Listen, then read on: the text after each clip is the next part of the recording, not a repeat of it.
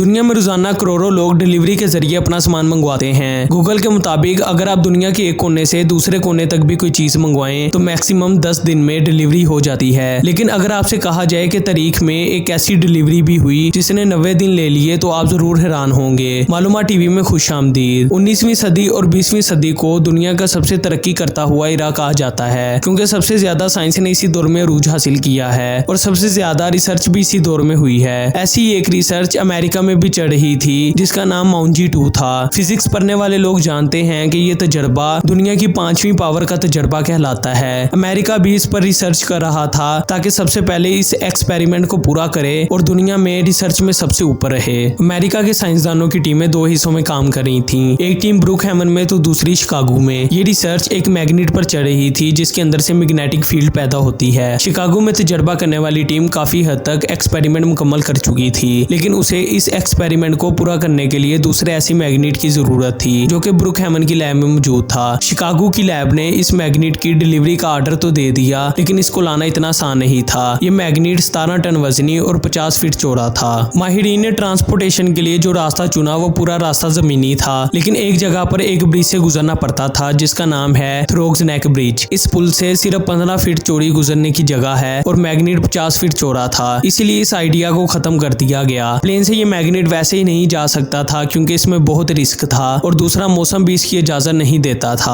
आखिरी फैसला समुद्री रास्ता था। माहिरीन के मुताबिक समंदर में भी तूफान आ सकता था जिसके लिए 17 टन वजनी मैग्नेट को तबाह करना कोई मुश्किल काम ना था, लेकिन महकमा मौसमियात ने बताया कि समंदर में तूफान आने का कोई खतरा नहीं है, जिस पर इस मैग्नेट को समंदर के रास्ते लाने पर इजाजत मिल गई। हुकूमत ने ऑर्डर किए कि कार्गो जिसमें ये मैग्नेट रखा जाएगा साहिल के साथ साथ सफर करेगा ताकि अगर तूफान या कोई मसला हो तो फौरन करीबी बहरी अड्डे पर कार्गो शिप को रोक लिया जाए। हुकूमत खुद इसकी हिफाजत की ड्यूटी दे रही थी क्योंकि एक तो ये काफी महंगा था और दूसरा एक्सपेरिमेंट भी काफी हद तक पूरा हो चुका था। हल्का सा भी डैमेज पूरा एक्सपेरिमेंट तबाह कर सकता था। फिर वो टाइम आया जब ये जहाज समंदर पर साहिल के साथ साथ सफर करता हुआ मिसिसिपी दरिया तक पहुंचा और फिर दरिया के रास्ते पोर्ट ऑफ लेमन तक आया। अब यहाँ से फर्मी लैब तक का रास्ता सिर्फ 40 मिनट का था। फर्मी लैब शिकागो की लैब है जहाँ ये तजर्बा चल रहा था। अगला मरहला इससे भी मुश्किल था। अब इस मैग्नेट को किसी ऐसे ट्रक पर रखना था जो इसकी सेफ्टी का भी ख्याल रखे और वजन भी बर्दाश्त कर सके। इसके लिए क्रेन की भी जरूरत थी जो इसे बाहिफाजत उठाकर ट्रक पर रखे। इन चीजों का इंतजाम करने में 1 महीना लग गया। फिर एक क्रेन की मदद से इसे ट्रक पर रखा गया। 40 मिनट का सफर 3 रातों तक चलता रहा। ट्रक की स्पीड इतनी थोड़ी थी कि एक कछुआ भी आसानी से आगे गुजर जाए। इस सारे जमीनी रास्ते में 35 दिन का टाइम लगा क्योंकि इसे न्यूयॉर्क के जरिए लाया गया था। जूं-जूं ये ट्रक शिकागो की तरफ बढ़ रहा था, लोगों का हजूम भी साथ साथ बढ़ रहा था। जैसे ये लैब तक पहुंचा, लोगों ने तालियों और नारों से इसका इस्तकबाल किया। तकरीबन 3000 के करीब लोगों ने जश्न मनाया। 2016 में ये मैग्नेट लैब में एडजस्ट हुआ और 2017 में तजर्बे का पहला रिजल्ट मिला। इस मैग्नेट ने एक्सपेरिमेंट को कामयाब कर दिया था। इस तरह 90 दिन सफर में रहने वाला ये मैग्नेट पूरी प्लानिंग के साथ अपना सफर तमाम करता है। हमारी आज की वीडियो आपको कैसी लगी कमेंट सेक्शन में जरूर बताएं और चैनल को सब्सक्राइब कर दें और बेल आइकन पर क्लिक कर दें ताकि आपको मजीद ऐसी इंफॉर्मेटिव वीडियोस मिलती रहें। मुलाकात होगी अगली वीडियो के साथ, तब तक के लिए अल्लाह हाफिज।